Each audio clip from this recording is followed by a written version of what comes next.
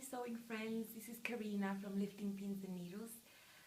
This is my second vlog, and in this one I'm going to show you my little sewing corner. It's not a proper room because I don't have enough space for that in my house, but I did find a little corner that is mine, and believe it or not, it's in the laundry as well.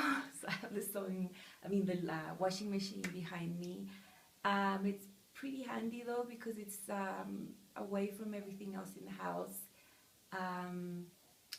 The iron is right here, my ironing board. I can have it on for when I'm ironing, so it's really handy, and I have enough space to put all my things. So oh, let me tell you what I'm wearing. This is just a normal shirt that I bought in the market here. You know, one of those shirts with a collar. I just cut it off, and then I just cut off this part of the sleeves to make it like cold shoulder style, and I just put some satin binding on it. It was very easy upcycle that I did. So I'll show you now what my little space looks like. So this is my little corner. It's quite a big workbench. I find I have enough space to put everything. So there's my main little friend, my little Toyota sewing machine. It's quite basic, doesn't do much. Out of all those, you know, I just use the basic ones really. And you're gonna laugh at my overlocker. Look at this thing. I have a lamp there. This is a Chinese semi-industrial, I don't know, overlocker. It doesn't let you adjust anything like electronically, so the tension is all done by hand. So with these little wheels, you just do it, you know, play it by ear. I have all my threads hanging from these little hooks there. I just did that because it's what works. So this can be quite of a nightmare for someone, but I've had this one since I was about 19, so I pretty much know it inside out. It's very cheap, it does the job, so that's what I have. Over here I have these little drawers. I just use the top drawer for my sewing, so I'll show you what's inside. It's a pretty big drawer. This is my main box, so when I'm sewing I actually have it on the bench here. Have all my scissors and my pins. My son actually made this thing for me to hold my pins. Different color threads, all the basic things that you would need. Nothing really special.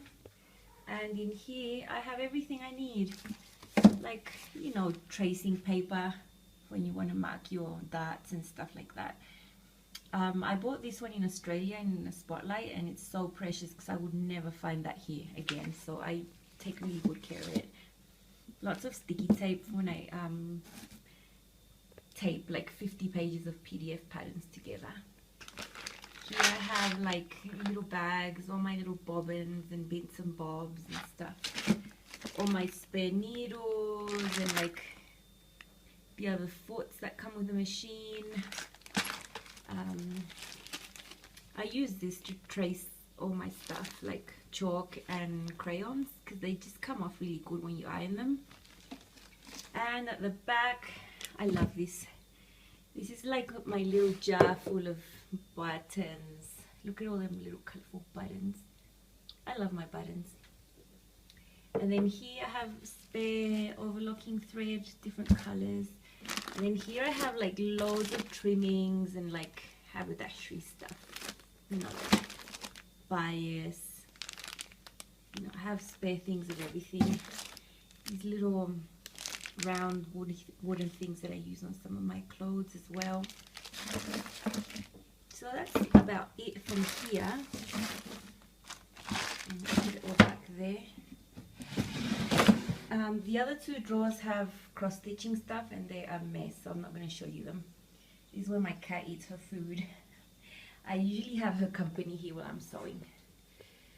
So there's this really big like cupboard right here on top, which is really handy. I've claimed it for myself. So check out this. Lots of fabric, stash of stuff. This is all fabric that hasn't been made, so it's my main stash. I'm not going to show you much because I'll show you another day. And here, this is a mess. Cat food, of course, cleaning supplies. And here on the top, all these little bags are stuff that I've cut out and are ready to sew. So I'm planning to finish all that this month. Isn't that crazy? And on top I have some more random things. It is just crazy, but I have my system. I know what they are and the order that I'm gonna make them in, and you know. So that is my little cupboard full of stuff. It's really handy because I'm sewing right there and I can just open them and I have everything that I need.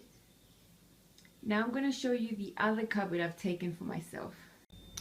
So now we're in the kitchen and there's another spare cupboard there that I don't really need for kitchen stuff. So it's quite big, and this is where I have loads of other stuff. So as I said before, I don't go fabric shopping much because I can't, there's not, you know, not many good fabric shops.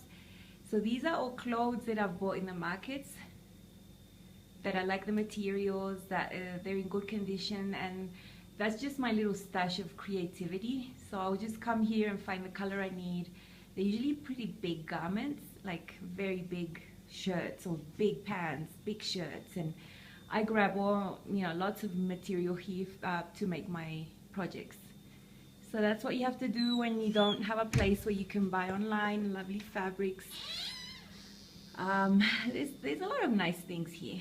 I'm quite fond of this little cupboard as well, and everyone knows not to mess with it because you can't just mess with my cupboards, right?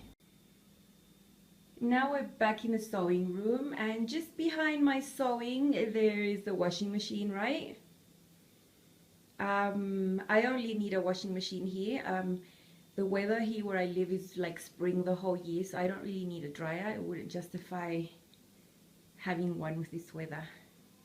Right there's my little ironing table, my little iron, and my mother-in-law just gave me that little tiny ironing board, which is so handy to iron like sleeves and pants and places that are not really accessible normally.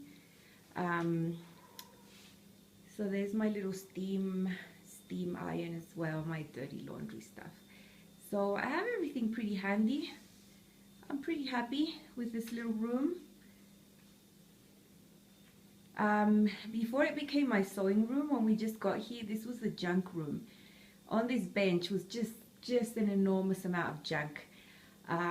Since then I've managed to make it mine, and everyone respects it, and you know, you need your own little room. So the first 25 years or so of my sewing life, I did not have a sewing room like this. I just bothered everyone and would just take up the whole dining room table or the kitchen table and just leave pins and threads and mess and pieces of fabrics everywhere.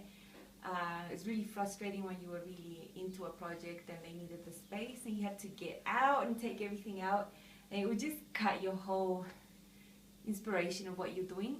So it's really nice now to have a space that's mine, where everything's tidy and everything's where I want it to be. So I'm quite happy with my little room. You're so annoying. My son was just peeking at me talking to the camera, and he thinks it's quite silly, and it is sort of, you know, talking to a camera. I'm a bit camera shy still. I'm not used to, you know, just looking at the camera and talking like normal.